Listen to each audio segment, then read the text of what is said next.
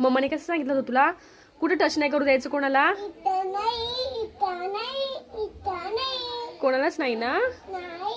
कोणाला? फक्त मम्माला आणि आईला. ओके, कोणालाच नाही ना? आणि कोणी टच केलं तर कसं बोलायचं? अजून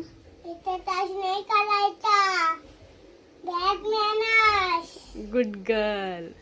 हा, आणि टच केलं तर कोणी हात लावलं तर मम्माला सांगायचं. ओके, कोणासोबत बाहेर जायचं नाही. हा, गुड गर्ल आहे ना तू? आणि मम्माला सगळं सांगायचं. तू कशी सांगते? मम्मा शिवच्या दीदीने मला हात लावला, शिवच्या दीदी हे घेत होती, तसं कोणी घेऊन गेलं ना तर मला सांगायचं. कोणाची वस्तू घ्यायची नाही. कोणी चॉकलेट दिली तर घ्यायची नाही. पक्का ना? प्रॉमिस? बघा काय ते असंच झालं बेटा. आता मुलींना हे सगळं शिकवण्याची वेळ येते.